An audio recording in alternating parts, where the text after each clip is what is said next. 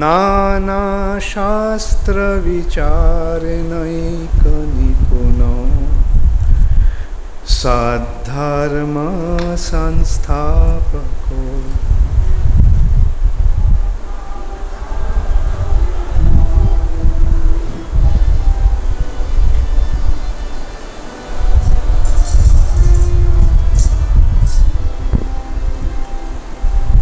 नाना शास्त्र विचारणैक निपुनो सद्धर्म संस्थापको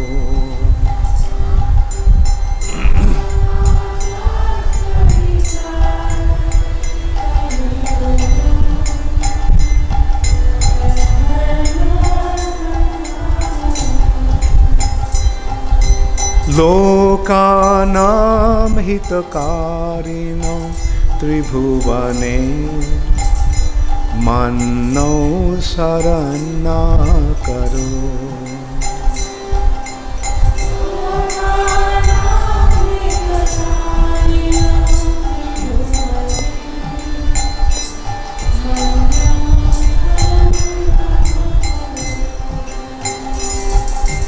वन्दे रूप सनातन रघुजुगो श्रीजीव गोपालको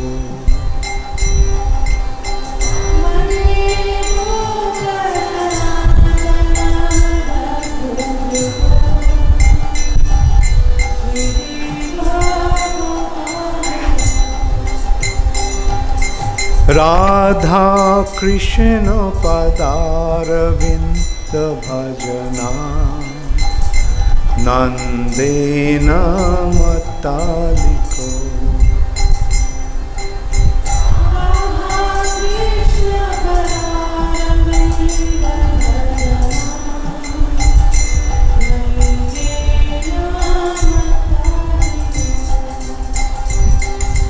राधा कृष्ण पदारविन्द भजना नंदेन मत्तालिको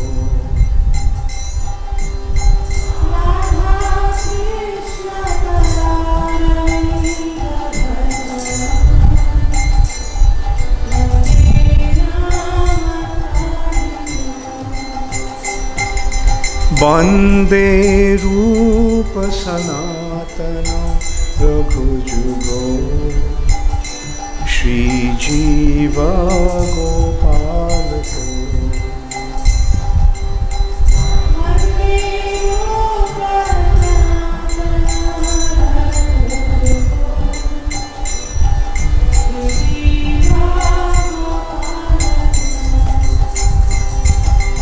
वन्दे रूप सनातन रघुजुगो श्रीजीव गोपालको वन्दे रूप सनातन रघुजुगो श्रीजीव गोपालको हरे कृष्ण हरे कृष्ण हरे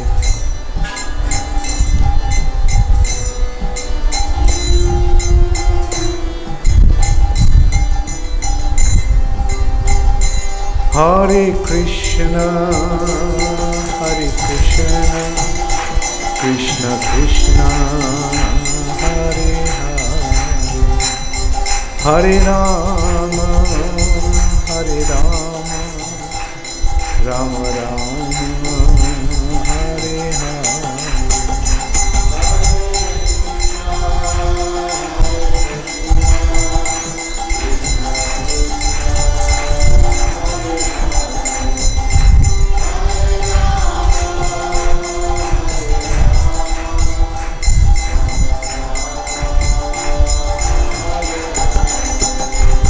Hare Krishna, Krishna Krishna, Hare Hare, Hare Rama, Rama Rama Hare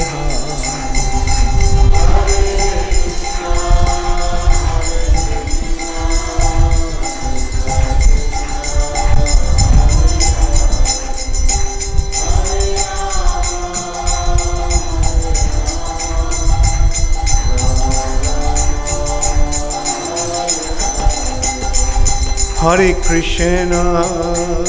Hare Krishna, Krishna Krishna, Hare Hare, Hare Rama, Rama Rama, Hare Hare.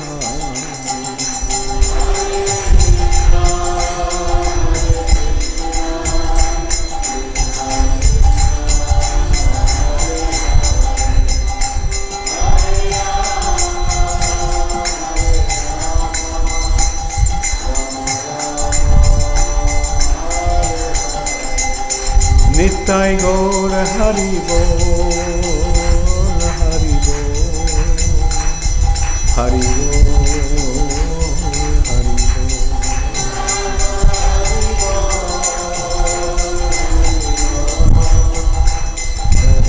Bol. Jaya Jaya Prabhupada, Prabhupada.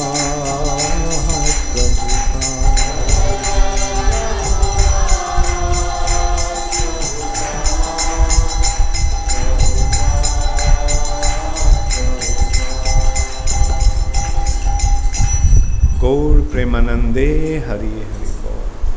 Namo Om Vishnupadaya Krishna Pristhaya Bhutale Srimate Bhaktivedanta Swami Niti Namine Namaste Saraswati Deve Gauravani Pracharine Nirvishesha Shunnavadi Paschata Deshutarine Srila Prabhupada Ki Jai. So now we are starting the part 2 of Brihad Bhagavatamritam. We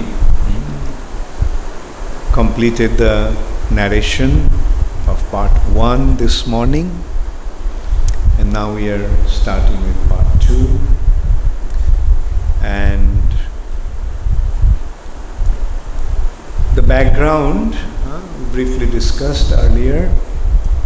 Janmejai, Parikshit Maharaja's son, asked Jaimini Rishi, after hearing Mahabharat from him, that he wanted to hear more. And then Jaimini started to discuss or describe this Brihad Bhagavatam, which has been narrated by or presented by Srila Sanatana Goswami. It's actually originally a discussion between Jaimini and Janamejai. And the first part discussed about Narad Muni's search for the greatest recipient of Krishna's mercy. Who is the greatest recipient of Krishna's mercy? Which actually meant who is the greatest devotee of Krishna. And that search actually, which is started in Prayag with a Brahmana who was worshipping the Lord on the bank of the Ganges, gradually went all the way up to Golok Vrindavan. And there Narad Muni saw how Krishna was dealing with the residents of Vrindavan. He saw how Krishna is dealing with Srimati Radharani. Like here we are talking about here is the search of the greatest recipient of Krishna's mercy. And Narad Muni saw how Krishna is addressing Srimati Radharani. Addressing her, your very life. Krishna considers Radharani to be his very life.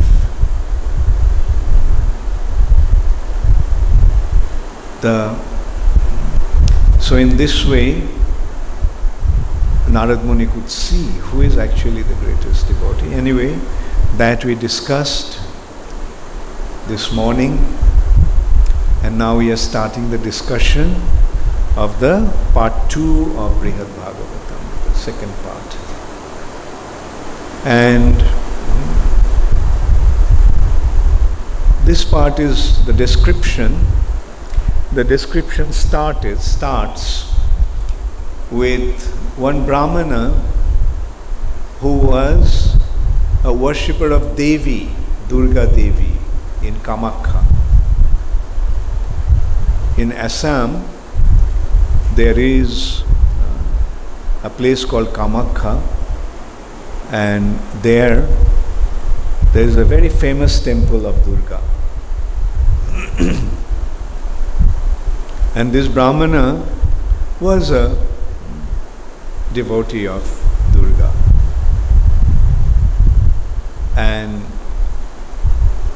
one day in a dream, he received the Gopal mantra from Devi. In a dream, Devi gave him the Gopal mantra and asked him to chant the mantra. So being instructed in this way, this Brahmana started to chant the mantra, not really knowing. Just because he received the mantra in a dream, he started to chant the mantra. And he used to think that by chanting the mantra, he'll get some material benefit.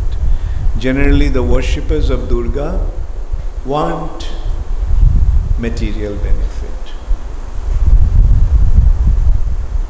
And he thought that this mantra will give him some material benefit. And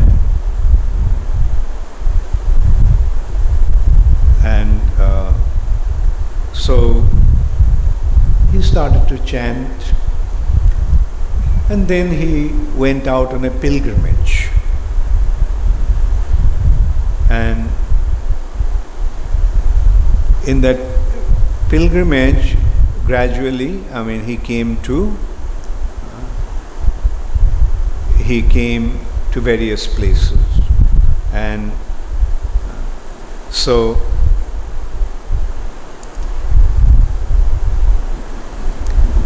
there he started to associate with the people there. He went to Benares, and there he met the many sannyasis, and they all were interested in liberation, as if liberation is within their control. They used to consider that. And he saw people from many different regions, especially sannyasis, propounding the theory of monism. And he went to the temple of Visheshwar, Lord Shiva's temple in Varanasi, Kashi, and then visited various ashrams there, and where he bowed down to the sannyasis and had discussions with them and rested in their company. He saw that the intelligence of these sannyasis were very pure, or at least it seemed so from their philosophical talks. They spoke so eloquently. It seemed that they are really spiritually enlightened personalities. Their words describe liberation as something readily available, as if held in the palm of one's hand. And this inspired him to accept their opinion as perfect. He would constantly hear from the descriptions of the Vedanta doctrine, glorifying renunciation and liberation.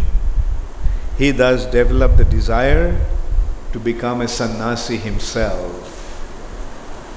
Still, out of respect for the goddess Durga Devi, and because it gave him pleasure within, by chanting the mantra he used to get the pleasure from within, he continued to chant that mantra.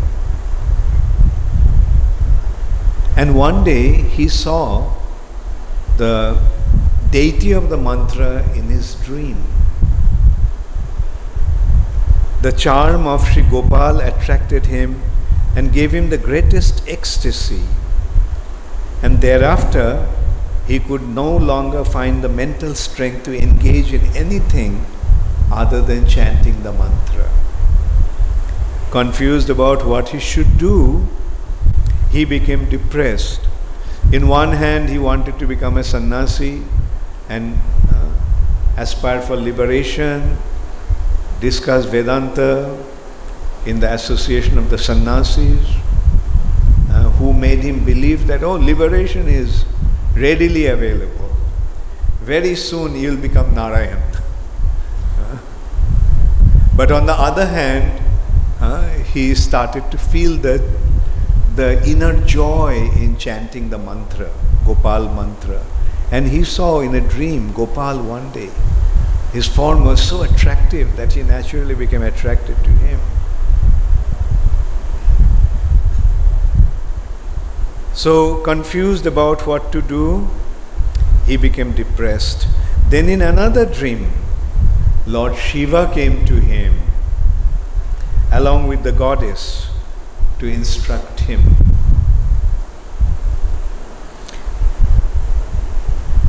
Lord Shiva told him, "Oh, you foolish person, don't take sannyas. Go at once to see Mathura. There in the Vrindavan forest, you will surely fulfill all your desires." So here we can see that although these sannyasis are worshippers of Lord Shiva, but they are not dear to Lord Shiva. When somebody is aspiring to become a devotee of Krishna, Lord Shiva directs them to Krishna, telling them, don't misassociate with these people. They all are no good. So go to Mathura, and there in the forest of Vrindavan, you will fulfill your desire.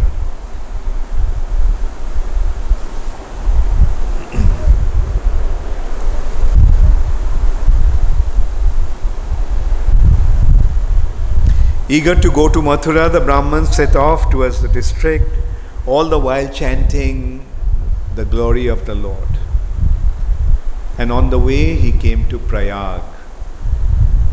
There at the king of holy places, by the charming Jamuna within the Ganga, he found hundreds of saints who had gathered near the effulgent lotus feet of Lord Madhav to bathe at dawn in the month of Magh.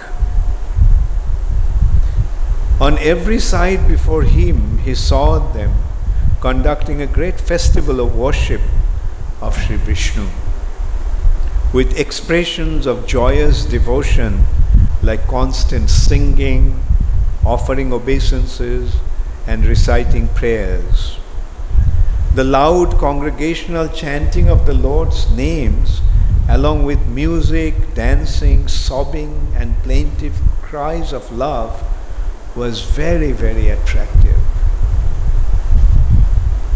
Innocent, ignorant, and amazed, he said to those Vaishnavas, "Excuse me, you singers, you reciters of prayers, and you who are falling on the ground like rods, my dear musicians, dear chanters and dancers, loudly crying out, Hare Krishna, Krishna Krishna, Hare Hare, Hare Rama, Rama Rama, Hare Hare." You men adorned with beautiful tilak and attractive garlands, please come down for a moment and stop making such a racket. What is the ceremony you are observing? Whom are you so reverently worshipping? So some of the Vaishnavas just laughed at him. Others told him, "You fool, just be quiet." Yet others, compassionate to fallen souls, said to him something else. They told him, "Bewildered son of Brahmana, don't you understand anything?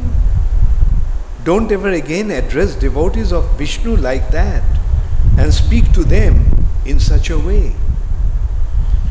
Initiated by our gurus, we are always worship the Supreme Lord Sri Vishnu with the mantras and methods they have given us.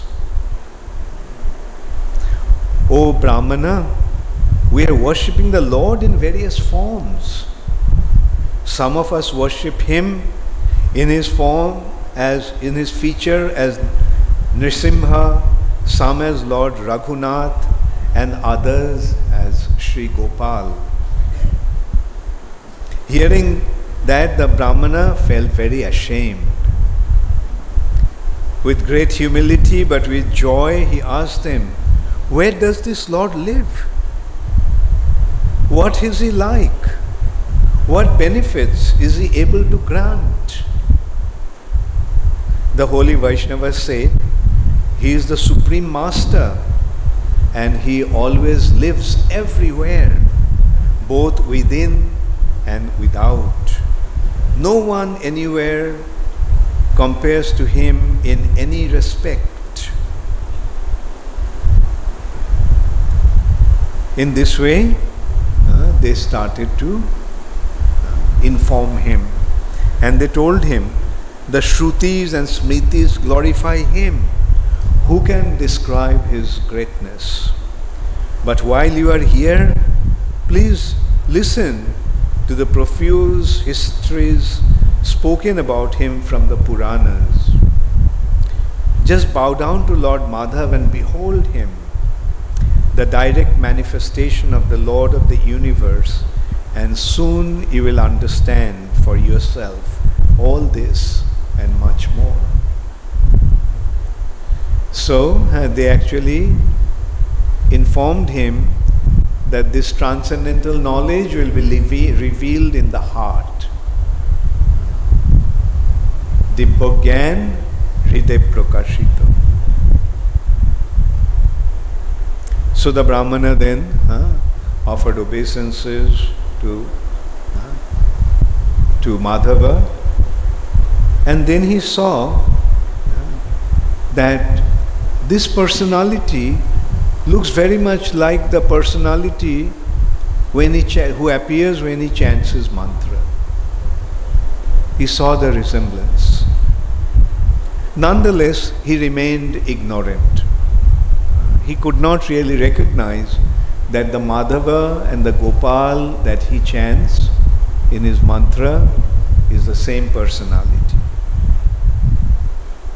He continued to think that this Madhava, the Lord of the universe, was the object of worship of the Vaishnavas, and that his object of worship was someone else.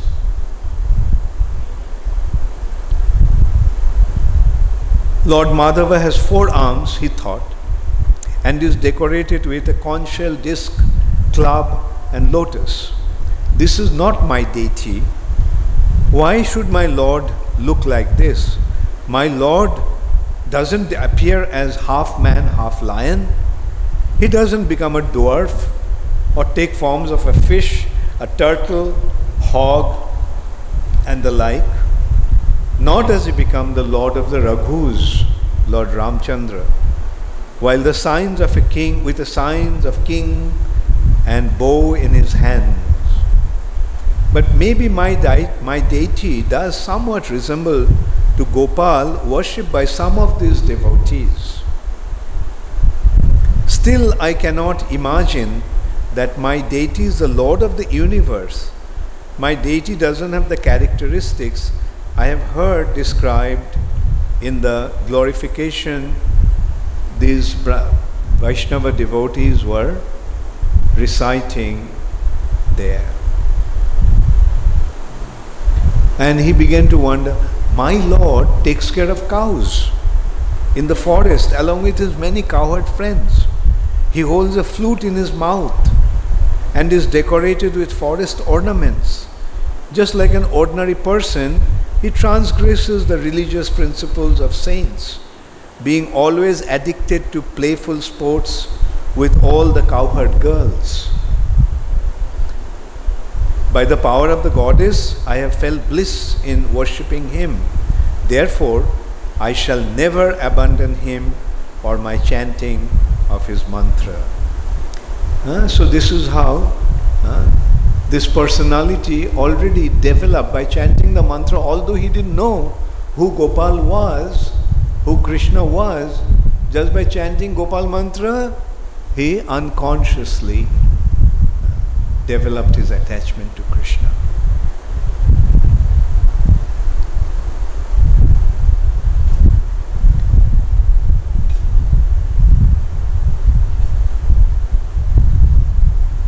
And because of the nature of the object of his meditation, he sometimes fainted in ecstasy. And when he woke up and noticed that the time for chanting his mantra had been lost, he would lament. And he would consider that this fainting and other ecstasies that he was feeling by chanting was a disturbance.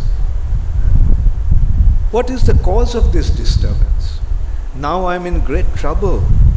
Night has fallen before I could finish day's chanting. Have I fallen asleep or become haunted by a ghost? Or I am so wicked that even when I have reason to be sad, I feel happiness in my heart. This actually reminds us Chaitanya Mahaprabhu telling his spiritual master, Kiba mantra dila guru, kiba tar bol, jopite jopite mantra korilo pagol. My spiritual master, my Lord, what kind of mantra you gave me? By chanting this mantra, I have become mad. I became mad. But what is Guru saying? That is the effect of the mantra. You are very fortunate. By chanting the mantra, you are actually receiving the result of this chanting. So this is what Krishna mantra will do.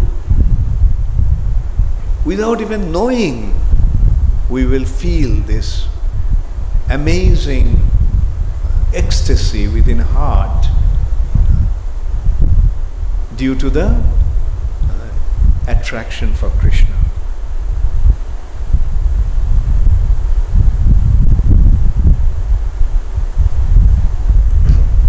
One day, however,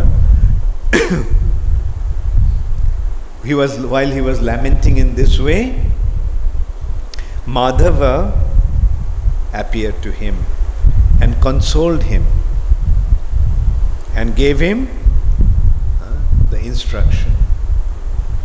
Dear Brahmana, please remember the words of Visheshwar, the husband of Uma.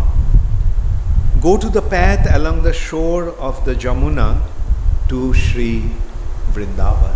Go to Vrindavan. Visheshwar told you, Lord Shiva told you to go to Vrindavan. Why aren't you doing that? Why are you wasting your time here? Go to Vrindavan.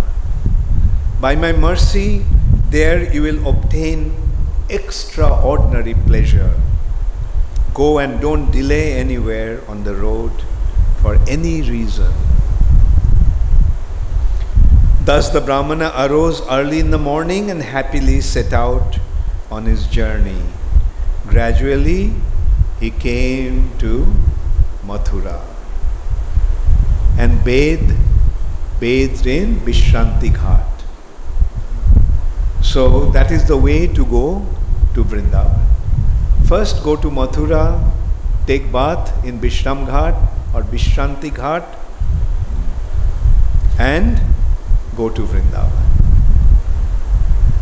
And when he went to Vrindavan, there he felt enlivened at every moment. For while chanting his mantra, he saw in meditation the most of the companions and surroundings from Krishna's pastimes. And he began to wander in the forest of Vrindavan,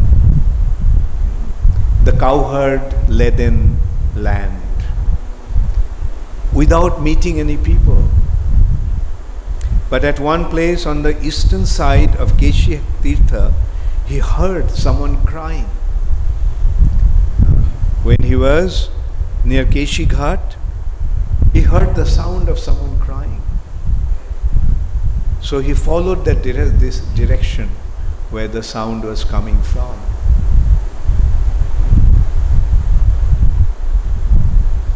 He entered a dense, dark forest where he couldn't see anyone.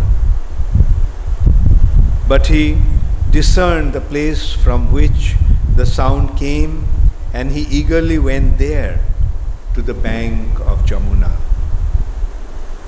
There in a grove of Kadamba trees, he found a handsome young man whose body was very tender, with the dress and accoutrement of a cowherd. Mistaking this person for his worshipable deity, because his worshipable deity Gopal also looked just like that. So he thought that he met Gopal. The Brahmana joyfully called out, "O Gopal, O Gopal," and fell to the ground. This young man then regained his external consciousness, hearing that sound. And he told him that, "No, you have mistaken. I'm not Gopal." But he recognized this young visitor as a Brahmana, Mathura Brahmana, living in the district of Kamakha and worshipping Shriman Madan Gopal. This cowherd boy stood up and came out of the grove, bowed down to the Brahmana and embraced him and made him sit down.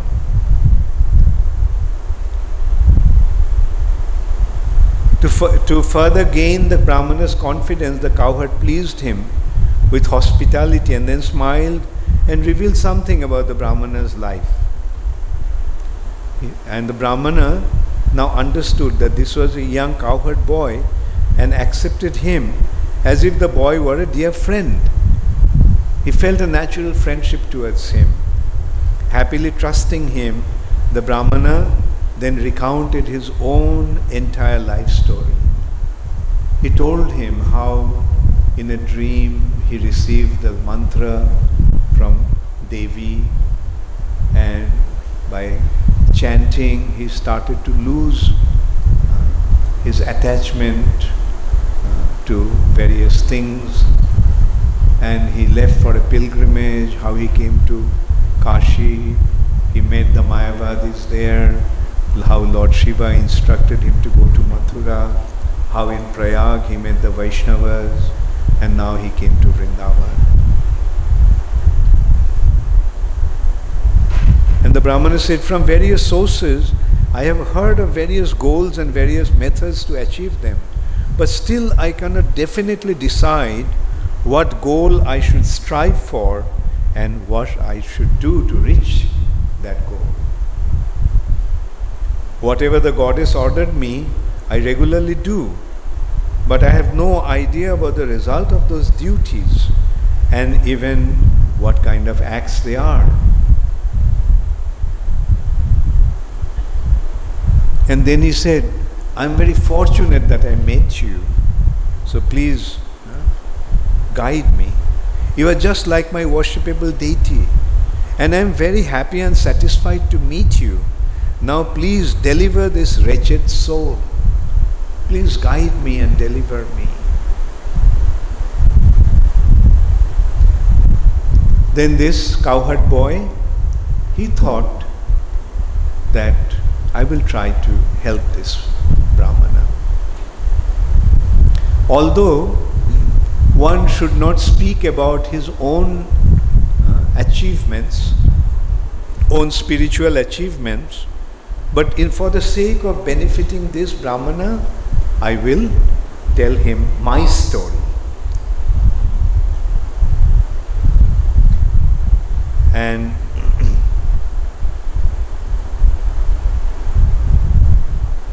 he continued to tell him, he started to tell him, certainly no means of perfection is superior to the worship of Sriman Madan Gopal's lotus feet.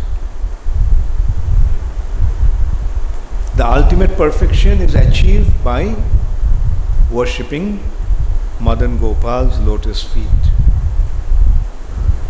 That worship yields results far beyond what one could expect. It should be performed mainly through Nam Sankirtan, along with reverence and affection for the many places of Sri Gopal's pastimes, places one should regularly visit. There is no other final goal than that in which pure love of God appears, mocking the four lesser aims of life and bringing the Lord's lotus feet under one's control.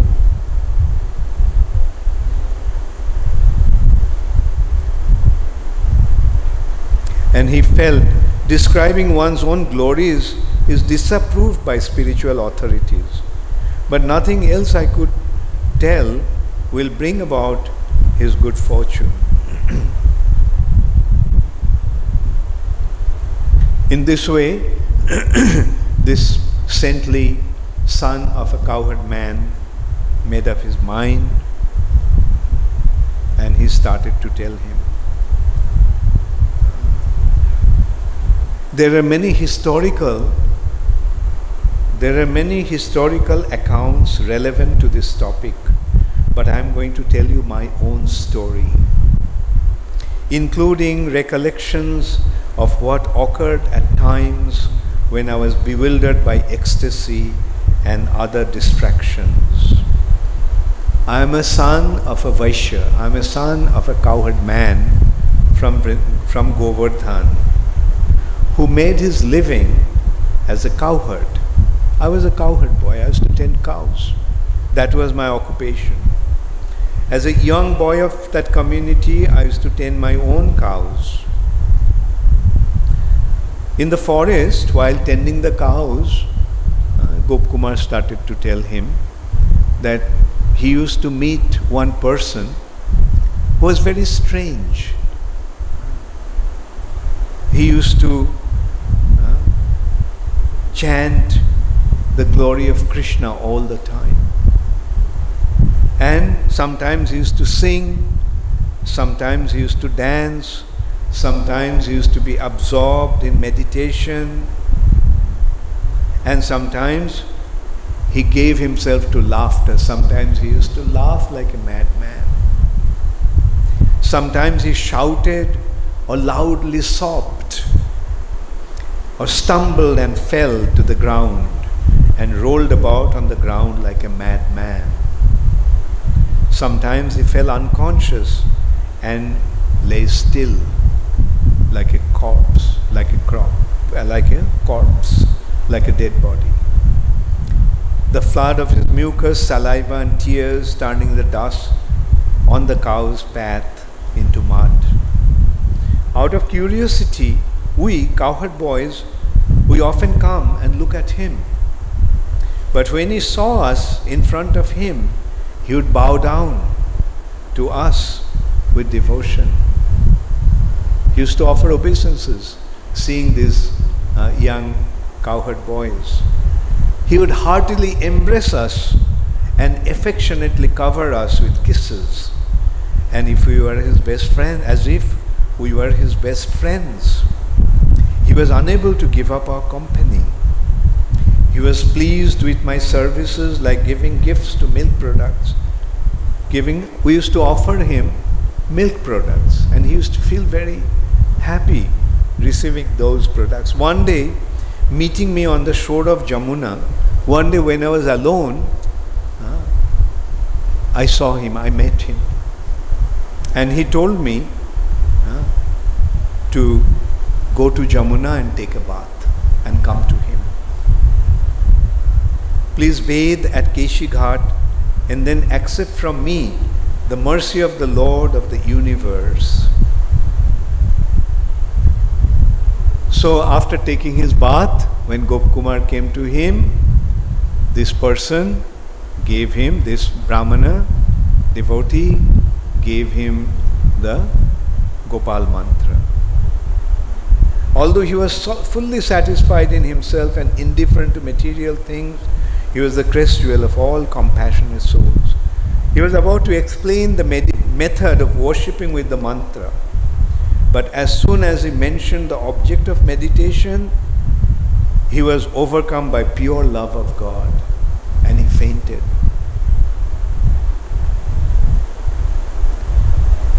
He first started to cry like a madman, started to cry like a woman. And then, when he regained normal consciousness, I was afraid to ask him anything. He stood up and went away. His guru was instructing him how to chant the mantra, how to meditate on the mantra. But while doing that, he became overwhelmed with ecstasy, and when he came back to his senses, he just left. But because Gopkumar was instructed by him to chant the mantra, he very diligently started to chant the mantra. He had no idea about the mantra that he received. He didn't know what fruit there will be from chanting the mantra. Even how the mantra is to be practiced. Simply out of respect for the Brahmana's words, I constantly murmured this mantra in secluded places, unseen by others. I chanted it just out of curiosity.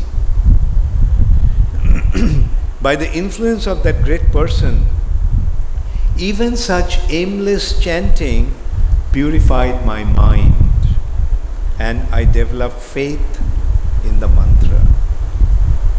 Contemplating my Guru's words,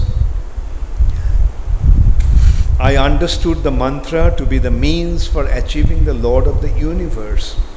Thus I became satisfied and absorbed in chanting.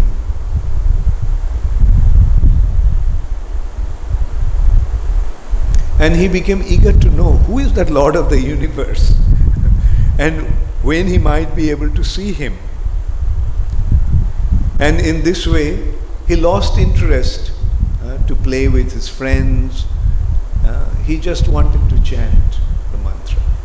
Because by chanting the mantra, he would feel such great joy that everything, all other activities became insignificant. He stopped playing with his friends. Rather, it seemed that their association was a disturbance because it was preventing him from chanting the mantra.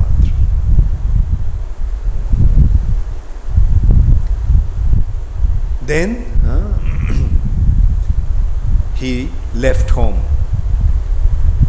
and started to walk on the bank of the Ganges.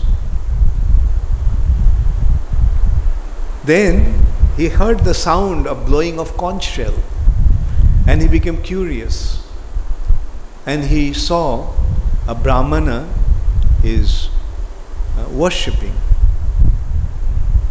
on the bank of the river. He was worshipping his Shalagram Shila. And he asked him, he bowed down, he offered obeisance, and he asked him, "Dear sir, what are you worshipping?" Then laughing, the Brahmana replied, "Dear boy, don't you know that this is the Lord of the universe?" And hearing that, I felt unlimited happiness. Oh, this is the Lord of the universe, whose mantra I was chanting. So he became very happy, very excited. He gazed for a long time at the Lord of the universe with faith, bowed down to him, my whole body flat on the ground like a rod. By the Brahmana's mercy, I received some water that had washed the Lord's feet and some remnants of offerings to him. So the Brahmana was a poor Brahmana, so all he could do is bathe the Lord, Shaligram, and offered some fruits and something. So he gave him the Charanamrita and he gave him some prasad, some remnants. And then the Brahmana, while preparing to return home, lay the Lord of the universe to rest in a box. So seeing that, this boy became very, very worried. And he cried out, "My God, you are putting the Supreme Lord into a box? Such an unfit place, and he hasn't even eaten. How will he sleep if he is hungry?" Oh, excellent Brahmana from Mathura. So Gopkumar was telling that because of my material condition, I was unaware that the Lord of the universe is different from everyone and everything in this world. As I complained and suffered in my uncontrived lamentation, the Brahmana tried to console me. Full of humility and shyly he spoke. "O Vaishnava, what more can this poor man do? What can I offer to the Lord of the universe besides just only the meals prepared for myself? If you are eager to see the Lord's opulence and great festival of his worship, then please go to the capital of this country's very saintly ruler. Go to the capital of the capital of the king of this country, and there he will see how gorgeously the Lord is being worshipped."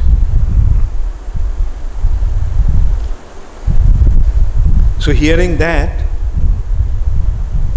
Gopkumar just went there.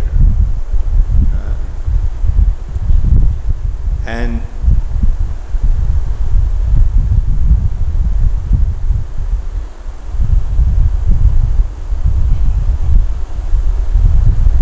so then he came there and eager to see the Lord of the universe, and he entered into a temple where in front of me I saw the beautiful four-armed form of the Lord. His four hands decorated, resplendent with lotus, conch shell, mess and disc. All the parts of his body was exquisitely attractive, and his complexion resembled a new rain cloud. Hardly words can describe his youthful beauty. Dressed in yellow silk, ornamented with gold and garlands with forest flowers, and increased his beauty. His face, with his sweet nectarian smile and lotus-like eyes, appeared like a full moon. So Gopkumar thought, today I have seen what I always wanted to see. See, this is how one should see the deity of the Lord. As if seeing him, one's life mission has been perfected. This form of the Lord is not an ordinary mundane form. This is the Satchidananda Vigraha. And Gopkumar saw the Lord in that way.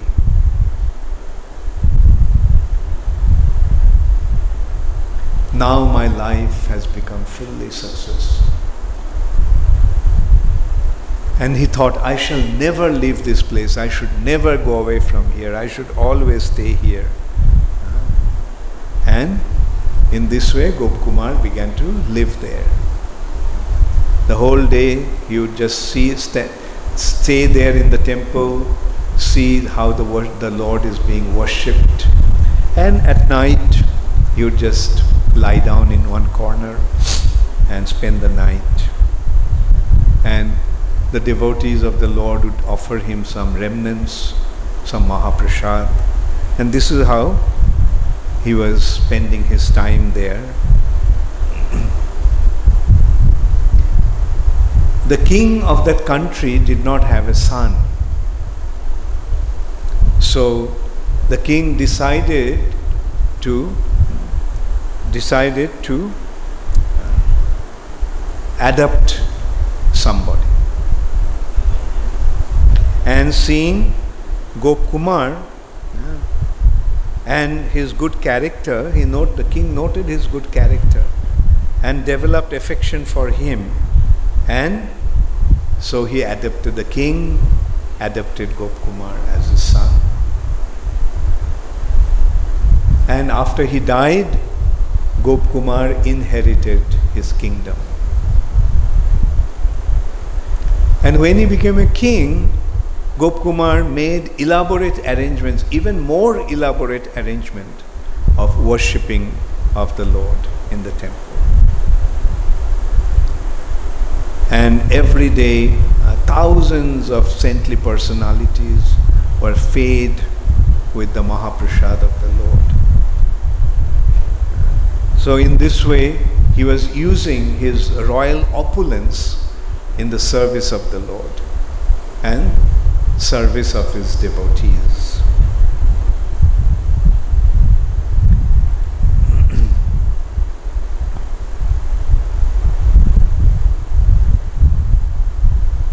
But he noticed that sometimes these people were not respecting Mahaprasad. They would treat the Mahaprasad as if it has become stale or it has become touched by some untouchable person and so forth, and they would disregard that. And seeing that, he used to feel very disappointed.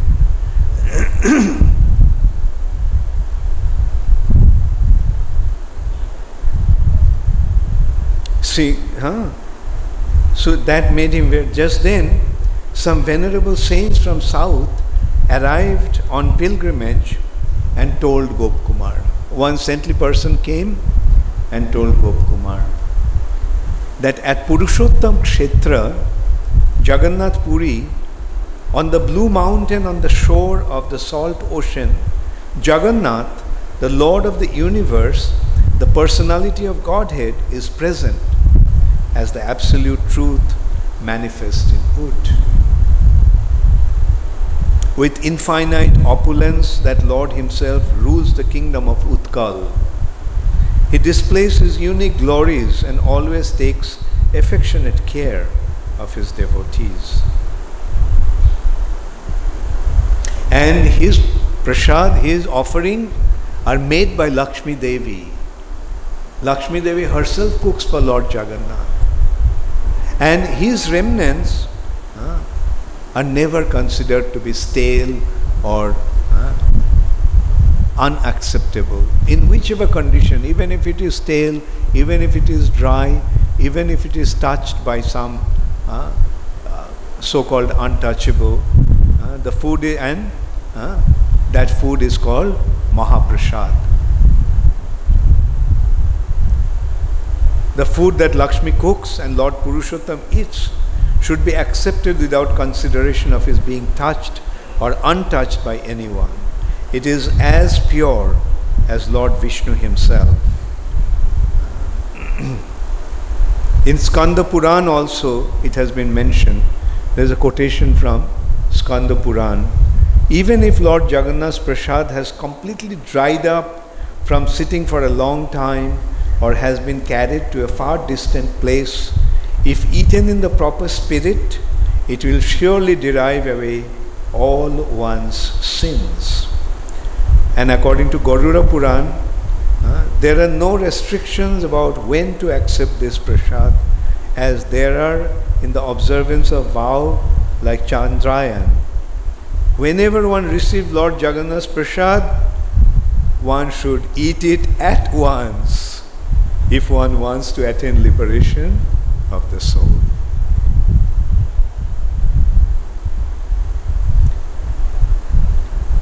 And that saintly pilgrim told him that that place, Purushottam Kshetra, is so great that even donkeys living there have 4 arms. Even donkeys there living there have 4 arms.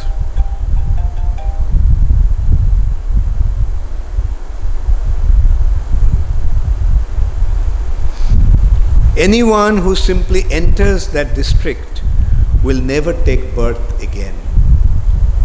So what to speak of human beings? Like all the residents of Jagannath Puri are 4-armed associates of the Lord. So in this way he described the glory of Purushottam Kshetra, the Lord of Jagannath. And so Gopkumar then went there. He saw from a distance the moon-like face of Lord Jagannath. His broad eyes shining brilliantly, his forehead decorated with tilak made of gems.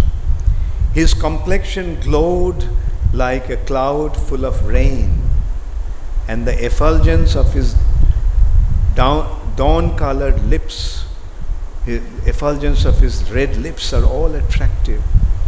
Moonbeams of unlimited satisfaction emanated from his smile, adding to his beauty. Struck by the ecstasy of pure love and impeded by trembling in my body, I was unable to go forward despite my desire. So this is how Gopkumar saw Lord Jagannath. Just by sight made him so ecstatic that although he wanted to go forward, he could not. But somehow he reached the Garuda Stamba. His hair standing on end, his vision clouded by tears.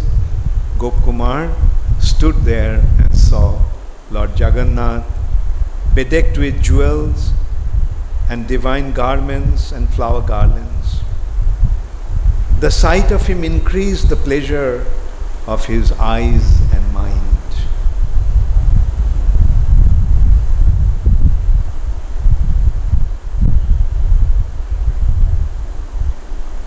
So seeing that, he also again felt, now I am seeing what for so long I have wanted to see.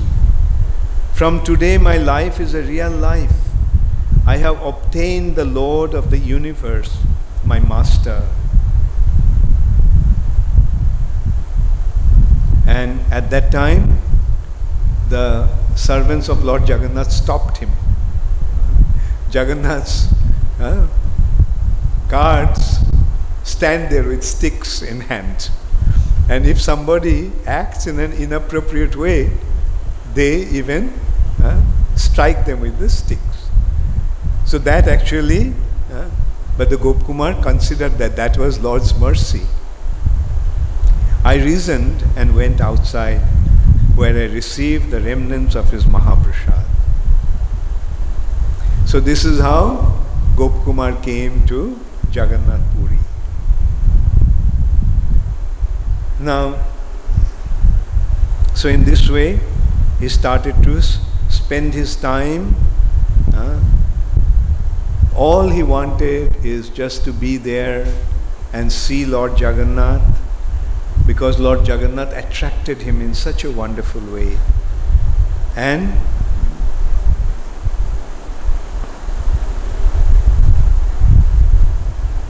so he also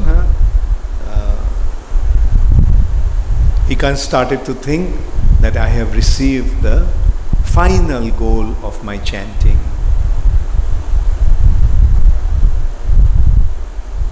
And then he desired, I wish I could also serve Lord Jagannath. But his desire also brought great pain, because that desire remained unfulfilled.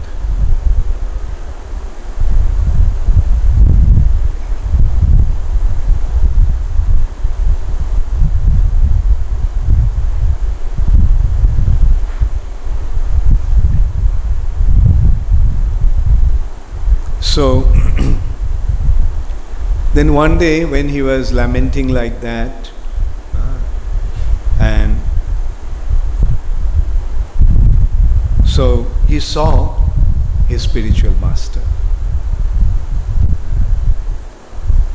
standing in front of Jagannath Dev, overwhelmed by highest ecstatic love of God. But before he could even speak to him, his guru left. Because he was so absorbed seeing the Lord Jagannath that he didn't notice that his guru left.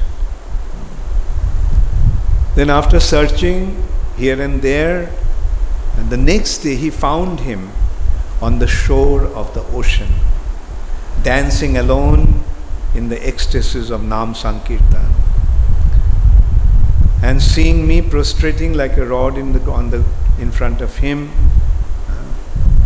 my master gave him his blessings. Then he embraced me and mercifully told me. His guru told him, my dear boy, whatever you desire while chanting your mantra, by its power you will fully achieve. Indeed, you will attain more than you desire. By chanting the mantra, not only your desires will be fulfilled, but you will get even more than what you desire. What you don't even know, what you can't even imagine, that you will get by chanting the mantra.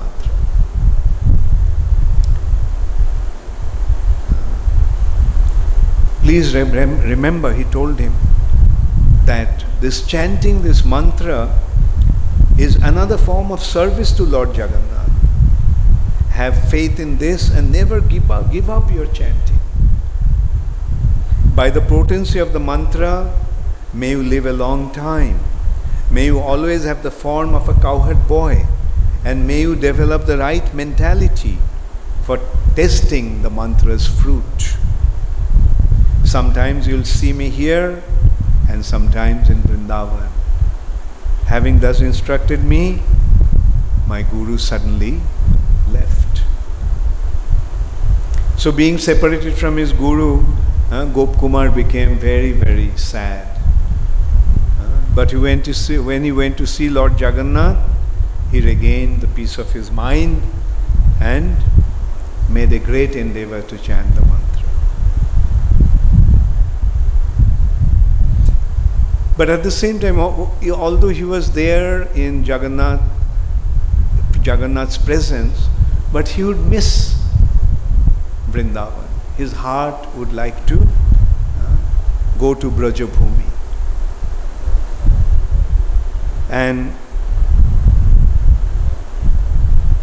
But in Jagannath Puri also, there were many groves, many forests. So he would go there and feel as if those forests were Vrindavan and the ocean was Jamuna and the slope of Niladri hill as Govardhan. In this way, Gopkumar continued to live there happily. Every day after taking the darshan of Lord Jagannath, Gopkumar would chant the mantra following the order of his spiritual master. And then the king of Puri passed away. And his eldest son, who was very renounced, refused to accept the kingdom. The ministers consulted the Lord of the universe, Lord Jagannath, and took his command. asked Lord Jagannath, so what to do?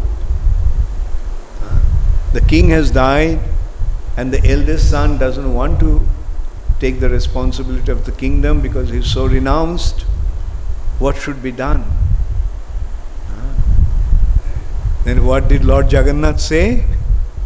Lord Jagannath told them to make Gop Kumar the king of that country. So this way, Gop Kumar became the king again. But although he became the king of that place, like before, his only concern was to increase the service of the Lord, glorification of the Lord, and mercy of the Lord. He tried to improve the worship and various festivals of Lord Jagannath in Puri, especially his 12 major festivals, most important among them, the Gundicha Ratha Jatra.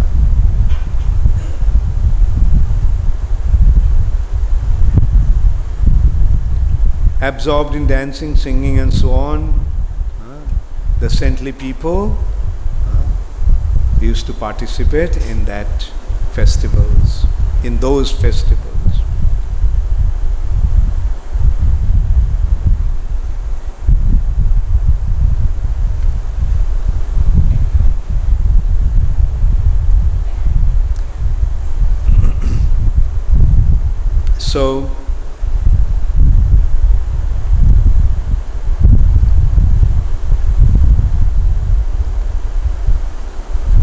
So in this way, he started to spend his time,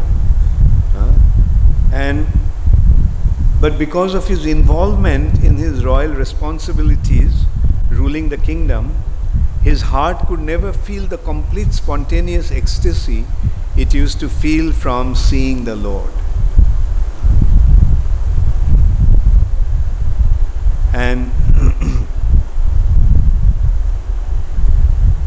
so he handed over the burden of ruling the kingdom to the king's sons, ministers and relatives of the previous king, and as before, he became uninvolved and aloof. He continued to live in a place nearby, the temple, chanting his mantra in private and offering service to the lotus feet of Lord Jagannath. But people there already knew that he was who he was. So he found that even that was causing a disturbance because everybody knew that he was the king. So wherever you'd go, people would treat him in such a way that he couldn't find the solitude and peace. So one morning, he went to Lord Jagannath and asked him permission to leave for Vrindavan. But when he saw Lord Jagannath's beautiful face, he forgot all his plans. In this way, 1 year passed, and then one day, I heard some detailed news of Mathura from visitors who had come from there. And that night, as I was lying on my bed, tormented by sorrow and pain, Lord Jagannath then told him, "As dear as this holy place is to me, O son of cowherd, my birthplace, Sri Mathura, is even more dear. Mathura is adorned with various sights of my childhood pastimes. Just as I live always here in Puri, wandering about everywhere, so do I in Mathura. Why constantly lament, wavering between one decision and another? Just go to Mathura, and in time you will surely see me in the form you desire." So, early that morning, Gopkumar received a flower garland from Lord Jagannath. The pujari came and gave him a garland which indicated that Lord Jagannath was approving his plan and offering obeisances to the chakra on top of the temple.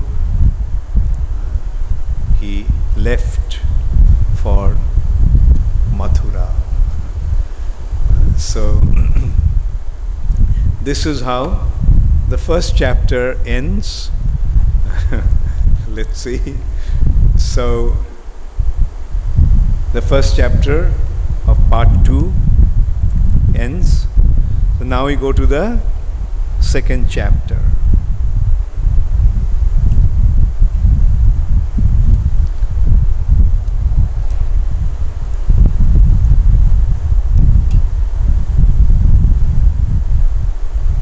So coming to Vrindavan, he started to wander in different forests. Unnoticed by his former friends. His friends were there, but they couldn't recognize him. And because they felt that he was he came from some foreign, he was a foreigner, he was a newcomer there.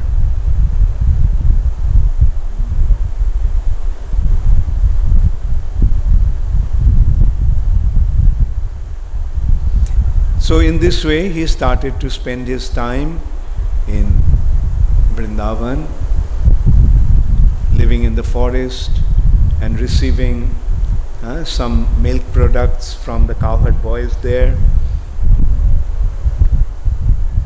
And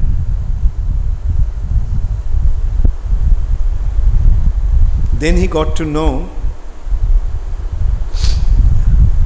he came across some brahmanas and who were learned in various kinds of scriptures, and he heard something amazing, that above the upper atmosphere there is a world of demigods called Swarga. That world is splendid with formation of celestial airplanes. It is a fearless place devoid of misery and impervious to faults like disease, old age and death. So, and he also was told that there the ruler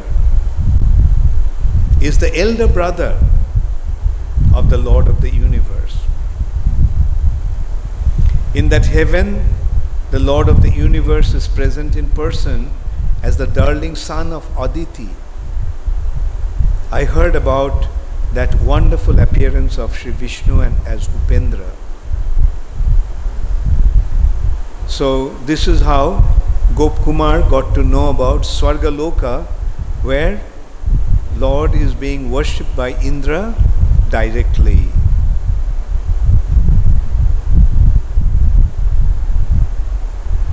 So Gop Kumar then wanted to go there. And by the chanting of the mantra, a chariot came to take him there. So there he used to see how Indra was worshipping the Supreme Personality of Godhead, and he was spending his time seeing the Lord in person there. And Gop Kumar started to live in the forest, in the garden of Indra called Nandan Kanan.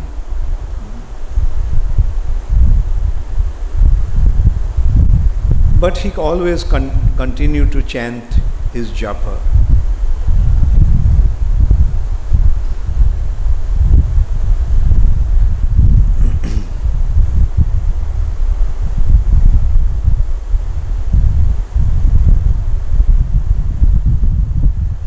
So there also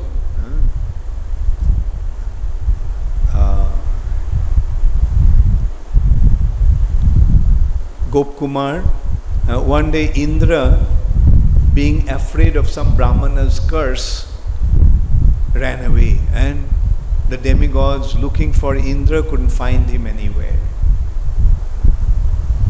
So then they approached Brihaspati what to do. And Brihaspati told them to make Gopkumar as Indra. So this is how you can see the potency of the mantra. He was being elevated, not only being elevated from higher and higher abodes, but he also was becoming the rulers of those places.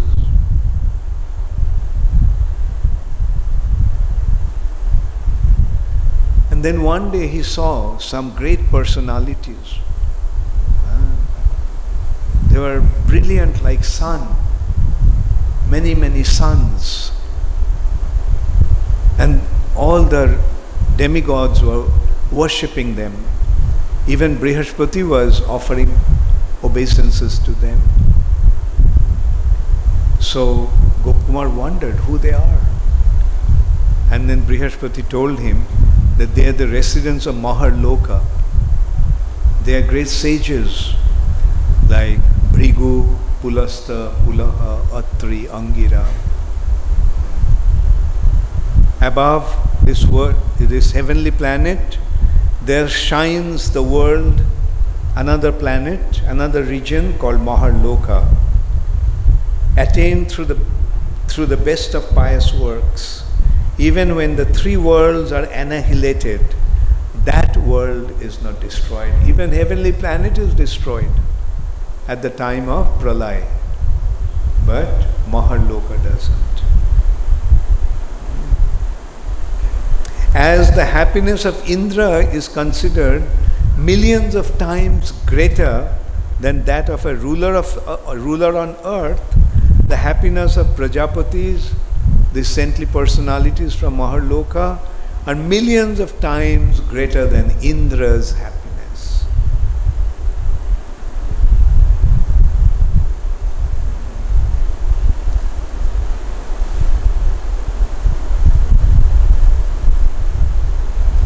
So then Gopkumar desired to go to Maharloka. So he was elevated to Maharloka.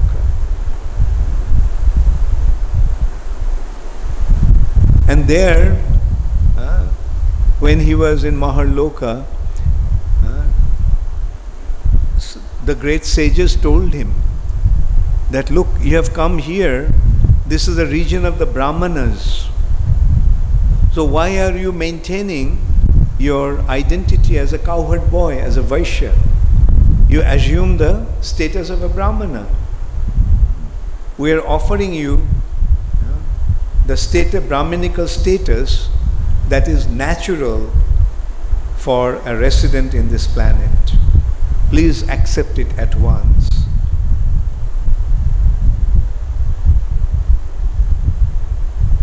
But Gopkumar thought that I am happier as a Vaishya. He didn't want to give up his identity as a cowherd boy,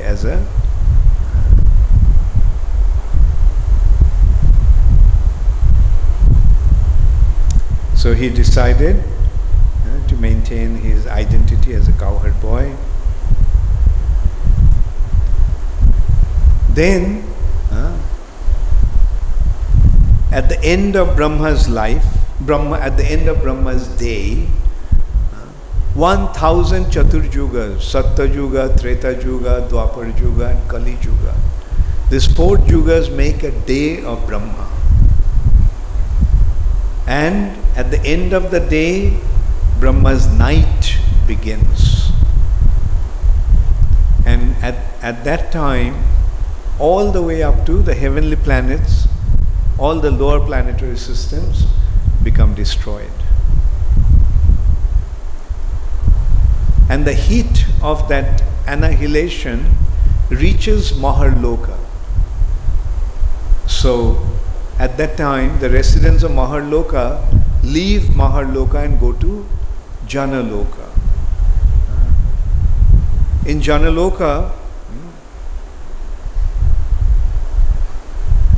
and then Gopkumar thought that it is better to go to Jagannath Puri, Purushottam Kshetra, in the shade of the infallible banyan tree.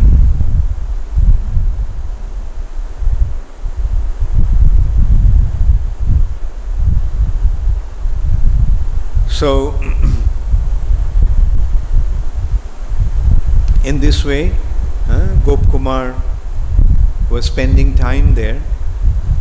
Then once someone arrived from a higher planet, his form surrounded by brilliant light. He was dressed by the direction only. That means he was naked. He appeared to be 5 or 6 years old. The great sages put aside their sacrificial rituals and they all immediately stood up in devotion and bowed down to that boy, that 5-year-old boy. Well, then after that person left, Gopkumar asked them, who is he? Who was he? Then the Maharshis told him, that is Sanat Kumar, the eldest among all the sages and the greatest. He is the first preceptor of the self-contented sages whose desires are always fulfilled, and he is a lifelong celibate. He lives in the world above ours, called Tapoloka, with his 3 brothers and with other great mystics, who like him are masters of yoga. So in this way, Gopkumar now wanted to go to Tapoloka. And because of the power of his mantra, he was elevated to that place. There he saw the same Sanat Kumar and the blessed Shanaka and Shanandan and Sanatan. The residents of Tapoloka, who appeared similar to the Kumaras, were honoring the 4 brothers. The Kumars were enjoying themselves. A long discussions, incomprehensible to persons like him.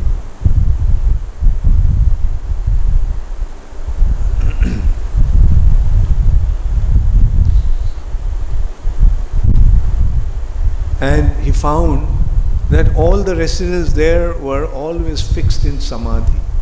They were always in trance. They don't have any external consciousness. They're all self-satisfied, lifelong celibates, full in the achievement of all desires and served by mystic perfections.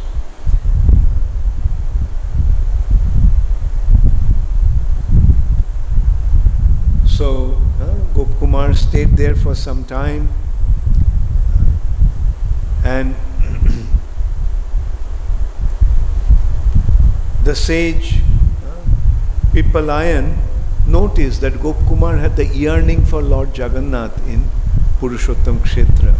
So he said, why do you want to leave this exalted place for another? And why are you wandering around to see the Supreme Lord with your eyes? You should concentrate your mind in meditation, then you will automatically see the Lord everywhere, and within and without, as if always before you in person. So, but Gopkumar didn't feel any happiness on those instructions.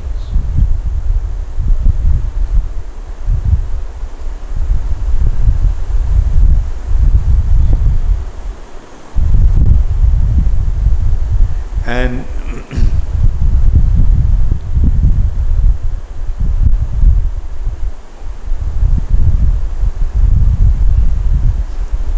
it's a long instruction Sanat Kumar Pippalayan gave. So, do you remember who is Pippalayan? Pippalayan is another Yogendra, one of the Nava Yogendras, 9 sons of King Rishabdev. Rishabdev had 100 sons. The eldest was Bharat Maharaj. who became, after him, this land has been known as Bharatvarsha. Bharat Maharaj, who actually left his kingdom and went to the forest, went to the Gandaki, and as you know, like he actually, due to his attachment to a deer, he got the body of a deer. But then he appeared as Jara Bharat. So 9 out of those 100 sons of Rishabdev became yogis, yogendras, the best of the yogis. They were Kabi, Havi, Antariksha, Prabuddha, Pippalayan. That is the Pippalayan who is instructing. And then one day, Lord Brahma came to Tapaloka, riding on swan. He was on his way to Pushkar Deep to grace his devotees with a visit. So Gopkumar didn't know who he was. So when he left, he wondered who this was. And they told him that this was the beyond this planet.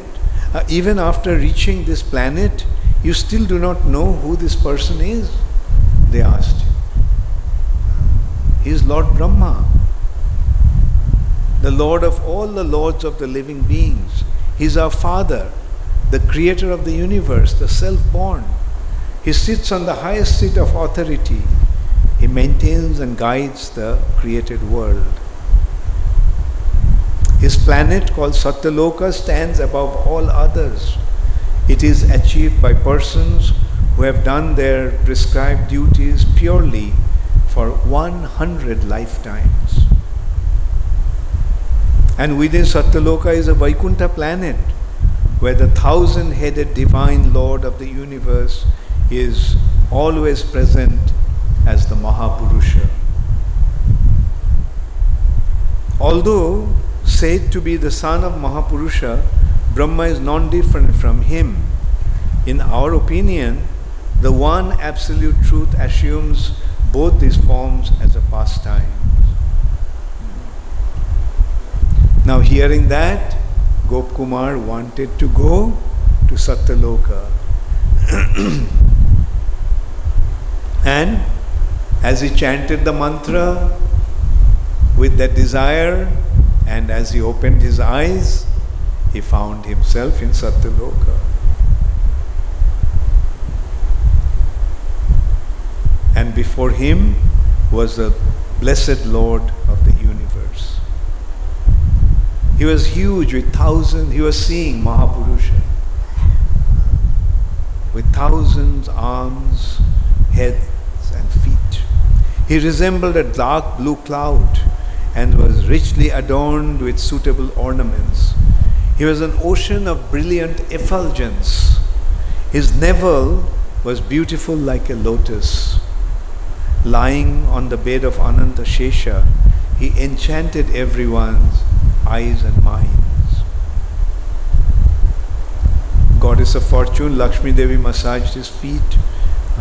In this way, he perceived the Supreme Personality of Godhead in Satyaloka, present as Mahapurusha, and so he lived there in Brahma Satyaloka happily for some time with and he used to see how Lord was instructing Brahma himself. And during the dark of night, when the 3 worlds are totally destroyed and the universe became a single ocean, the personality of Godhead lies comfortably on Sheshanag together with Brahma.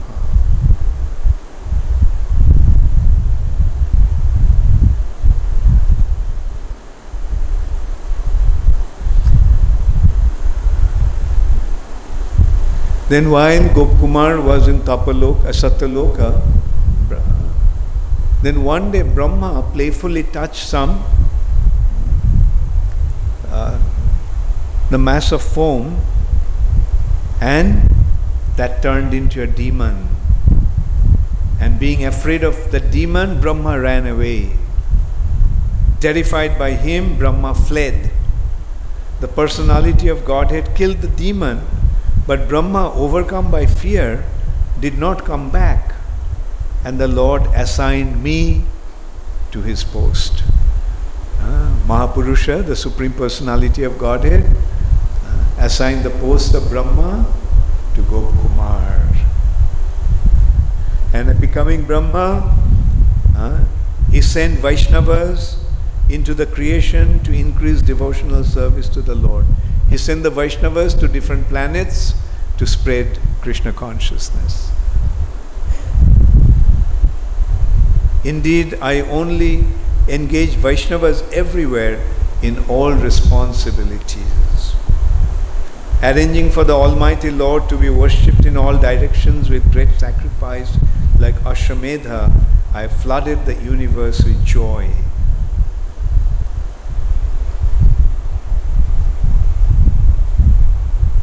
So in this way, Gopkumar.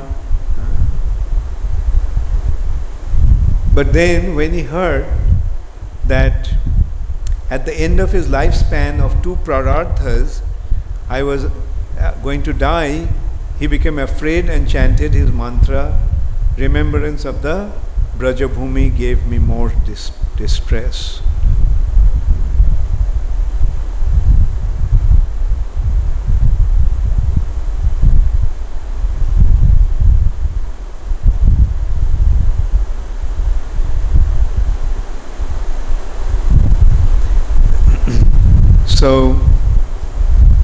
So then, when he was there, the Puranas and Agamas,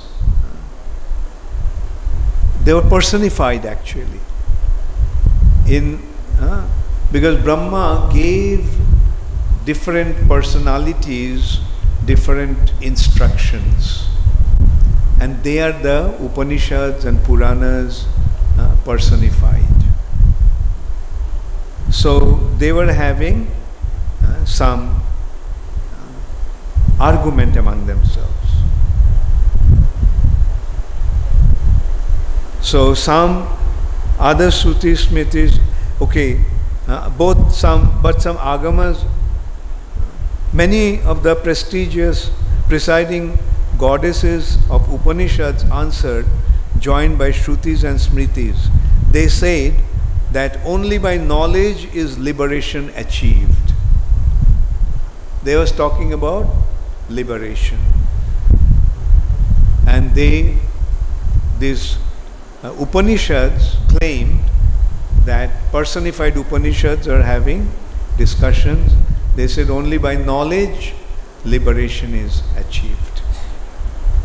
But some Puranas and Agamas said gravely that this knowledge, difficult to obtain, is easily acquired by devotional service to the Supreme Personality of Godhead.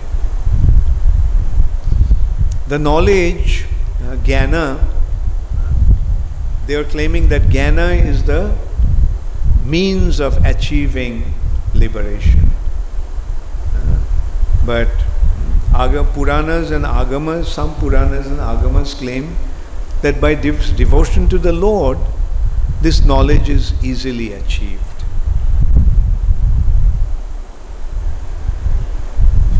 But then some Shrutis and Smritis agreed, some did not.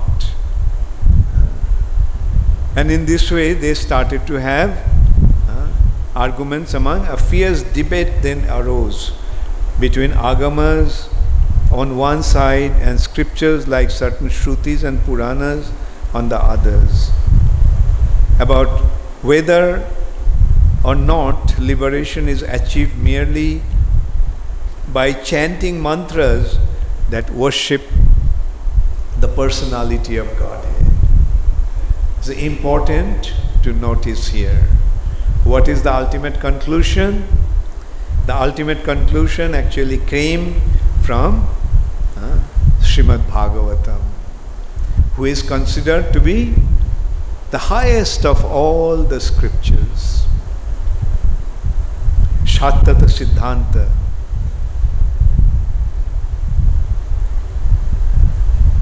And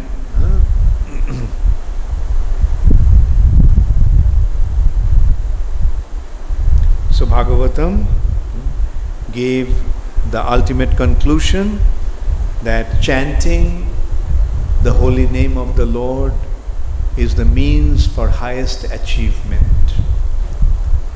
If knowledge gives liberation, if liberation is the goal of jnana, then that jnana is automatically received by rendering devotional service to the Lord, by chanting the mantra that glorifies the Lord. Because there is another consideration that Bhakti Devi, Bhakti is a personality. Bhakti Devi has two sons, Jnana and Vairagya, knowledge and renunciation. So wherever the mother is, the children are also there with her. So wherever Bhakti Devi is being worshipped, her sons, two sons, renunciation and knowledge are always there. Where whoever renders service unto the Supreme Personality of Godhead, he automatically receives knowledge and renunciation.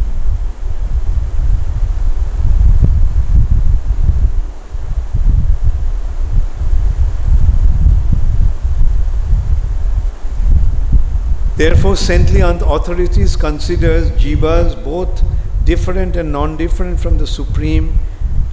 As a rule, even when the jivas are liberated, the difference endures.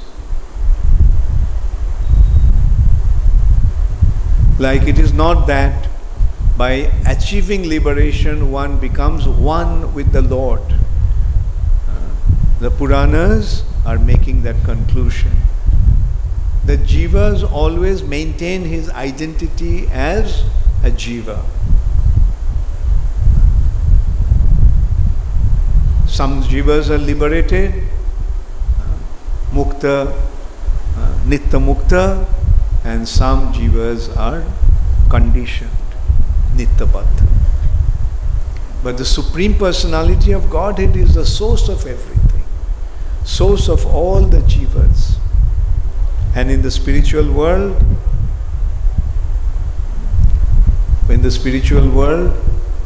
all the jivas are liberated souls. When jiva is liberated by knowledge of his true self, the real knowledge is the knowledge about the self, knowledge about the Supreme Personality of Godhead, and the knowledge about how to render devotional service unto him. And when one becomes situated in that knowledge properly, then Maya releases that person. And his wandering in this material world comes to an end. He then perceives himself to be full of bliss as a small portion of the Supreme. So in this way, Srimad Bhagavatam and other Sattata Puranas establish the ultimate conclusion.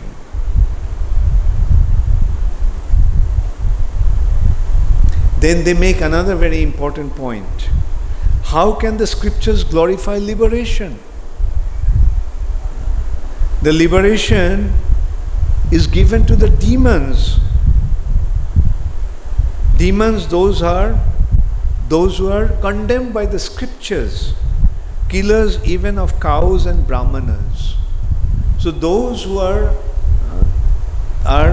opposed to the Supreme Lord, those who have been condemned by the scriptures, those who are the killer of cows and brahmanas, those demons, they achieve liberation.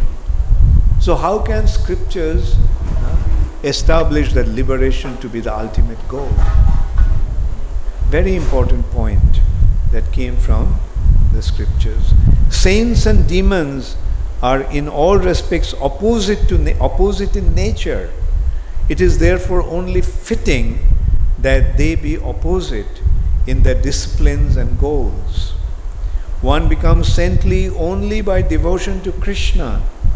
That is the highest means of spiritual attainment, and it brings one to the highest goal, Lord Krishna's lotus feet. And for those great souls who know the truth and have a taste for nectar of pure devotional service, that nectar of serving Lord Krishna's lotus feet is itself the goal.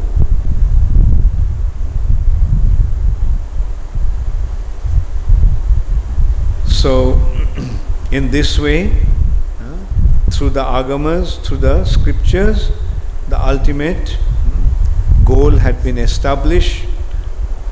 That extraordinary happiness is always one, yet it assumes many features. It stands in contrast to the happiness of impersonal liberation. Devotional happiness is made of the intense sweetness of sporting pastimes in the highest devotional service to the Lord. Persons unfamiliar with this pleasure cannot even imagine what it is like.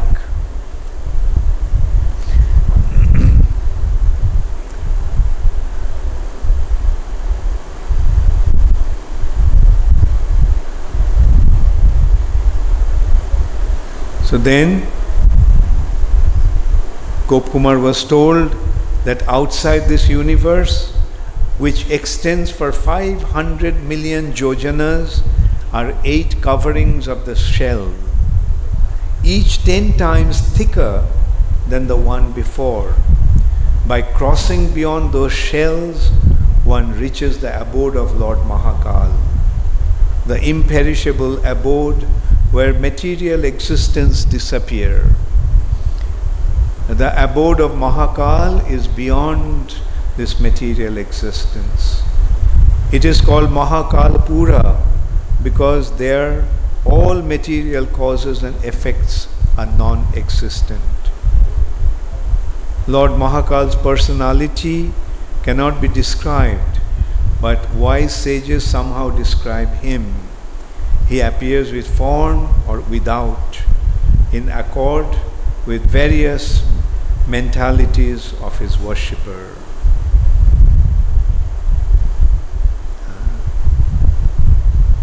So they instructed, so by the potency of your transcendental mantra, there you will directly achieve the complete fulfillment of your long cherished desires. If you do not wish to spend long time here, then just go to your Brajabhumi in Sri Mathura. Sri Gopkumar then told the Mathur Brahman, these words of the scriptures greatly strengthened my devotion for the Supreme Lord, and this thought was born in my heart. And here I have gained in person as my own father, the Lord whose devotional service is so great. Why indeed should I abandon him and go elsewhere? So in this way, when his mind was perturbed, the Supreme Lord himself, the reservoir of mercy, who knows what takes place in everyone's heart, visited him and spoke. And the Lord told him, go to Mathura, to your dearest pestering grounds, to the land adorned with many places of my varied supreme pastimes. Though a long time has passed since Brahma himself prayed for birth as a blade of grass in Braja, that land now appears the same as then. There you will again meet your Guru, most dear to me, and by his mercy you'll be empowered to understand everything in full. Indeed, you will soon come to me in person in Mahakalpura. There you will attain extreme bliss that will enchant your hearts. By the power of my mercy, the Lord told him, by the power of my mercy, you will wander about freely and enter into hundreds of amazing wonders. So this is how he asked him to go to Vrindavan. And Gopkumar overcame both with joy and sorrow at the Lord's command. By the power of his mantra and mind, at once came to the beautiful Vrindavan. So, from the topmost part of the planet, the topmost part of this universe, Satyaloka, Gopkumar came back to Vrindavan.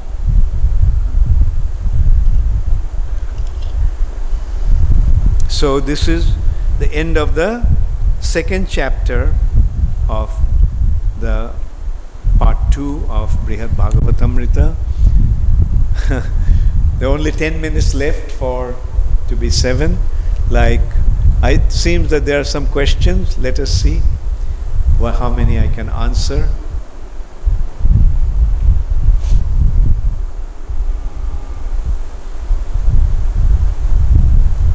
So, there is a question from Parameshwari Radhika from Gurgaon. Even though Krishna is Atma Ram, he has a very deep affection and attachment for Brajabasis. How can we understand this? Krishna is Atma Ram. Krishna is not only Atma Ram. Krishna is actually Anandamai.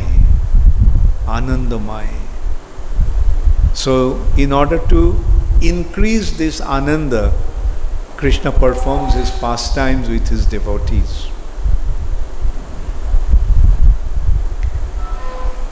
What is the connection between two parts of Brihad Bhagavatamritam? Like Srimad Bhagavatam is in story form, what connects Brihad Bhagavatamritam? So let me come to the end of the second part, then I'll tell you. Don't jump, Parameshwari Radhika Dasi.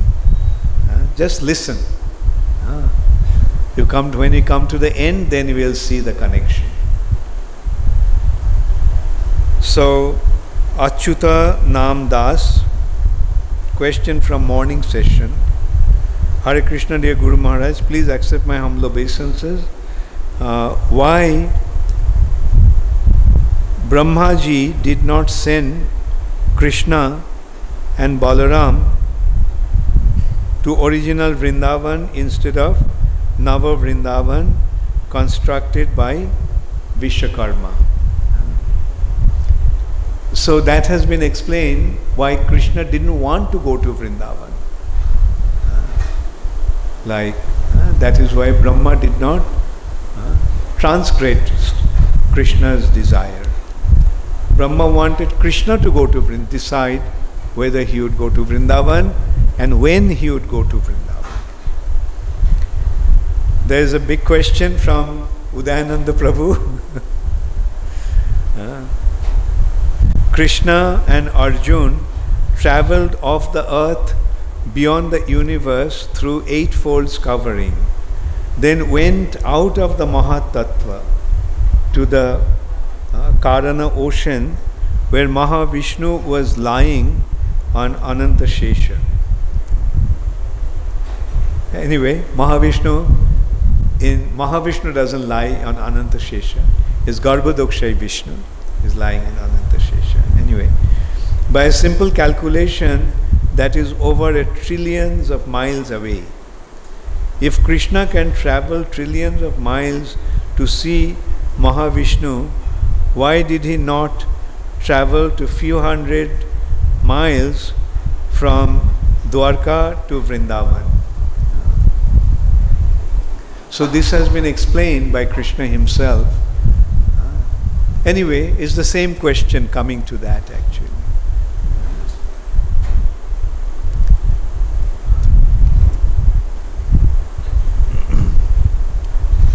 Krishna is Atmaram also. Krishna is feeling so many separation from Brajabasis. Gurudev, how can we understand this? O Parameshwari Dasvi, same question. Came in twice.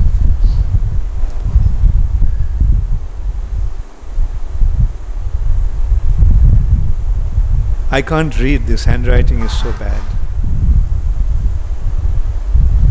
The Gita Kirti Radhika Dasi, you mentioned Narad Muni went to Sutala Loka to meet Prahlad Maharaj. As great a devotee Prahlad Maharaj was, why was he in Sutala Loka, which is a part of the lower planetary system? Yeah, Sutala Loka is a part of the lower planetary system, but Sutala Loka is more opulent than heavenly planet. So, it is actually Bali Maharaj is there also, and Krishna is guarding the gate of Bali Maharaj's palace. And so that is their kingdom. The kingdom of the Daityas is Sutala Loka, there for Prahlad Maharaj. There Bali Maharaj is there. So next one, Vimal Bhakti Devi Dasi. As you mentioned that if we keep on chanting continuously, ecstasy will arise. Not continuously will give ecstasy. Proper pure chanting will give ecstasy. And the purification of the heart will give ecstasy. It is not by any mechanical means we'll get ecstasy. Oh, I am chanting constantly, so I'll get ecstasy. On the other hand, it is said, Koti janmo kore jodi naam sankirtan, tobu to na pai Krishna pade premodhan. If one is chanting the holy name of the Lord for millions of lifetimes, still he may not get the mercy of the Lord.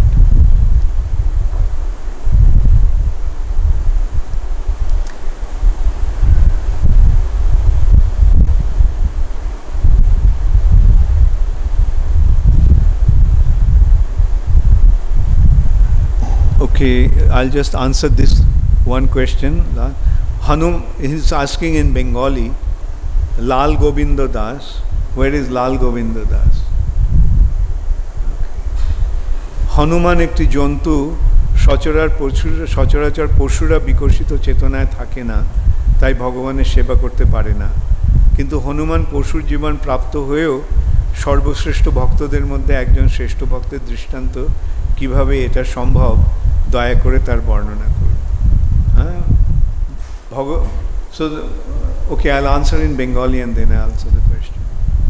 By the mercy of the Lord, everything is possible. Even an animal can become a pure devotee. It's Hanuman is not an ordinary animal. Hanuman is a great exalted personality.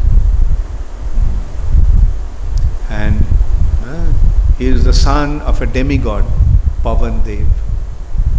And he is a great devotee of the Lord. So, Vaishnavir nahi jati kuladi vichar. For a Vaishnav, there is no consideration of birth and caste and creed. Garuda is a bird. Garuda is the carrier of the Lord, the greatest devotee of the Lord. Gajendra was an elephant. He was a devotee. If Hanuman is an animal, we are even worse than animal. And still we are getting access to devotion. Hare Krishna, Gaur Premanande, Hare Hare. So, now is the Kirtan session. I am feeling quite strained from the class. So, do you still want me to do the Kirtan? Or maybe Pundari can lead the Kirtan? No. Our Udayananda Prabhu will lead the Kirtan. Thank you, Udayananda Prabhu. And I also have GBC conference call That of course is within after half an hour at 7:30. So there also I have to speak for 1.5 hours. So I will just take a break now. And so you all have Kirtan led by the ecstatic Udayananda Prabhu. Hare Krishna, Gaur Premanande, Hare Hare.